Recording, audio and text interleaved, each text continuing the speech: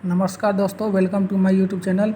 दोस्तों आज हम लोग सीखेंगे एयर एसी जो होता है, एयर कंडीशनर जो होता है, उसका जो पार्ट्स होता है, उसका जो सिस्टम होता है, वो एयर कंडीशनर 3 सिस्टम से मिलकर बना होता है, जैसे इलेक्ट्रिकल सिस्टम, मैकेनिकल सिस्टम और एयर फ्लो सिस्टम। तो हम लोग इससे पहले पढ़ चुके हैं इलेक्ट्रिकल सिस्टम के बारे में। अभी हम लोग मैकेनिकल सिस्टम और एयर फ्लो सिस्टम के बारे में जानेंगे। इलेक्ट्रिकल सिस्टम के बारे में हम लोग पढ़ चुके हैं दूसरे वीडियो में। वो वीडियो हमारे YouTube channel US electronic and electrical पर है, उस पर जाकर देख सकते हैं। इलेक्ट्रिकल सिस्टम के बारे में थोड़ा संक्षेप में जान लेते हैं। इलेक्ट्रिकल सिस्टम एसी का वह भाग जिसको वर्क करने के लिए न्यूट्रल और फेस की आवश्यकता पड़ती है, जिसको वर्क करने के लिए वायरिंग की आवश्यकता पड़ती है, जिसको वर्क करने के लिए न्यूट्रल और फेस की आवश्यकता पड़ती है, जिसमें इलेक्ट्रिकल सप्लाई जाता है, उसको एसी का इलेक्ट्रिकल सिस्टम बोला जाता है। जैसे कंप्रेसर, इलेक्ट्रिकल सिस्टम में जैसे कंप्रेसर हो गया, मोटर हो गया, और ये सभी इलेक्ट्रिकल सिस्टम में आ जाता है। अभी हम लोग जानेंगे मैकेनिकल पार्ट्स के बारे में। इलेक्ट्रिकल सिस्टम तो पढ़ चुके हैं, अभी मैकेनिकल सिस्टम में कौन कौन से पार्ट्स आते हैं उसके बारे में जानेंगे। आज हम लोग मैकेनिकल सिस्टम के बारे में पढ़ेंगे और एयर फ्लो सिस्टम के बारे में पढ़ेंगे। एसी का ये 3 सिस्टम होता है, 3 सिस्टम से मिलकर एसी काम करता है, इलेक्ट्रिकल सिस्टम, मैकेनिकल सिस्टम और एयर फ्लो सिस्टम। तो हम लोग अभी मैकेनिकल सिस्टम के बारे में जानेंगे।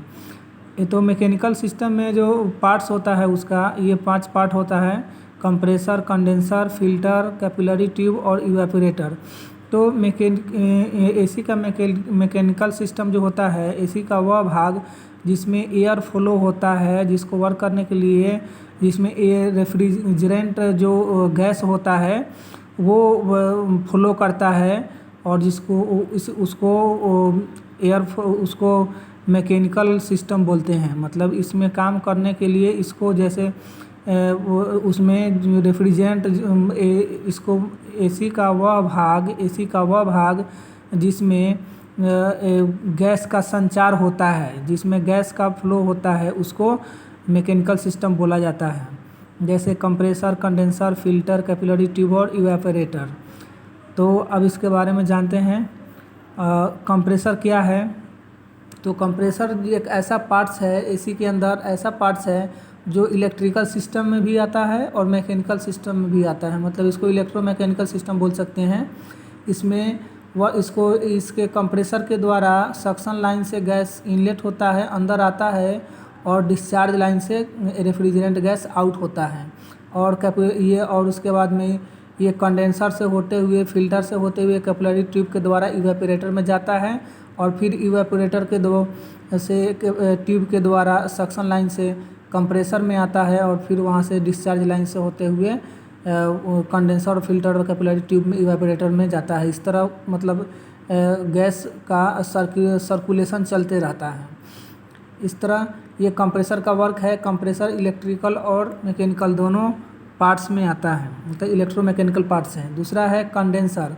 कंडेंसर एसी का वह भाग होता है जो गैस को ठंडा करके द्रव में बदलता है, वो एसी का कंडेंसर उसको बोलते हैं। मतलब यह एक पतला पतला सा जाली जैसा तार बना हुआ होता है, ये पाइप होता है, और उसमें एक क्या होता है कि जो रेफ्रिजरेंट गैस होता है, उस कंडेंसर एक पतला पतला सा पाइप होता है, और वो मतलब कि एक बहुत सारा बारीक सा पाइप होता है, वो गैस को घुमा घुमा करके ठंडा कर देता है। मतलब कि गैस को घुमा घुमा करके उसको गैस से द्रव में बदल देता है। कंडेंसर का ये वर्क होता है। उसके बाद है फिल्टर। फिल्टर जो होता है, कंडेंसर के बाद फिल्टर लगा होता है, उसमें वो क्या करता है, रेफ्रिजरेंट गैस को फिल्टर करता है, छानता है, उसको शुद्ध करता है, फिल्टर का वर्क करता है। उसके बाद है कैपिलरी ट्यूब। मतलब कि कंप्रेसर के बाद में जब डिस्चार्ज लाइन से कंडेंसर में आएगा गैस, और कंडेंसर उसको घुमा घुमा करके और गैस को द्रव में बदल देगा, उसके बाद में वो फिल्टर में आएगा, फिल्टर उसको फिल्टर करेगा, छान देगा, छानने के बाद फिर शुद्ध हो जाएगा। उसके बाद मतलब प्योर हो जाएगा, उसमें कुछ कचरा नहीं रहेगा, जो भी कचरा रहेगा वो फिल्टर में छन जाएगा। उसके बाद में वो कैपिलरी ट्यूब में जाता है। कैपिलरी ट्यूब बहुत ही पतला ट्यूब होता है, वो 0.05 mm का या उससे भी पतला ट्यूब होता है। इस तरह उसका काम है जो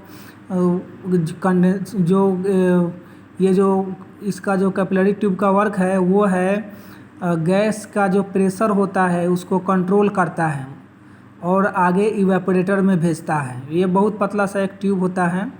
उसके बाद में है इवेपोरेटर। इवेपोरेटर का काम है कि इवेपोरेटर का वर्क होता है किसी वस्तु या स्थान के किसी वस्तु या स्थान की हवा को अपनी ओर खींचना और गर्म हवा को अपनी ओर खींच लेना और वहाँ कूलिंग का प्रभाव छोड़ देना, वो इवेपोरेटर होता है।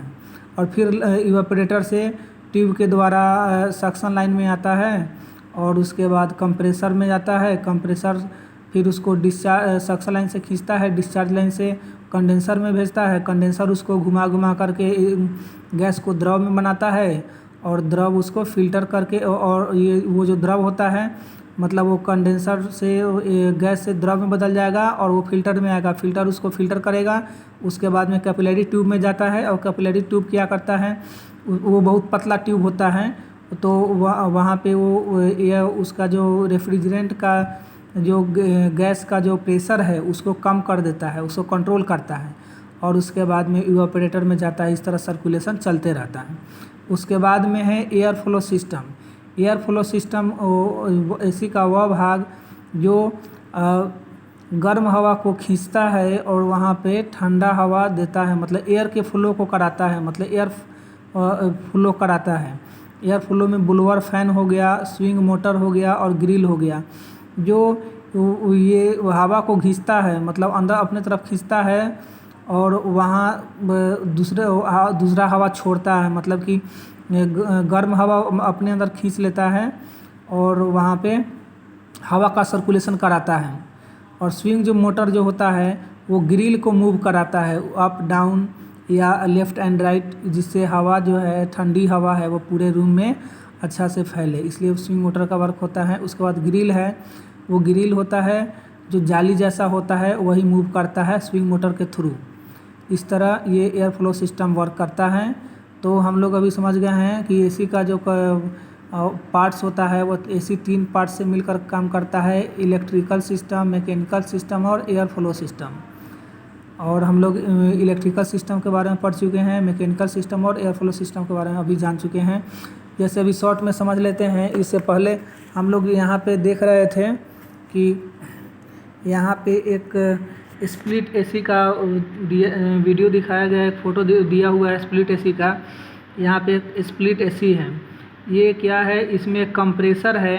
ये कंप्रेसर जो है वो सक्शन लाइन से गैस को खींचेगा और डिस्चार्ज लाइन से इसको आउट करेगा।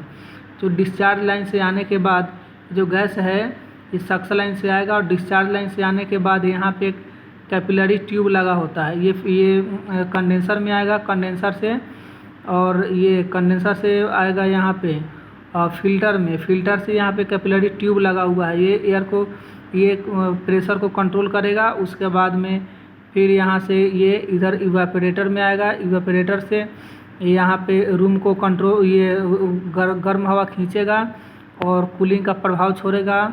और ये इसमें एक मोटर, स्विंग मोटर लगा होता है जिसका स्पीड 4 से 6 RPM होता है। इसका स्पीड 4 से 6 प्रति मिनट होता है और ये ग्रिल को मूव कराता है।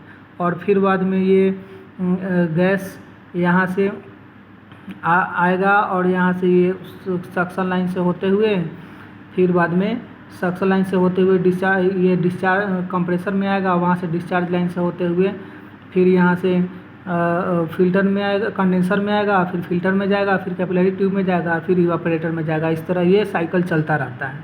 इस तरह एसी वर्क करता है। तो दोस्तों, आई होप कि ये वीडियो आपको समझ में आया होगा। Thank you for watching this video.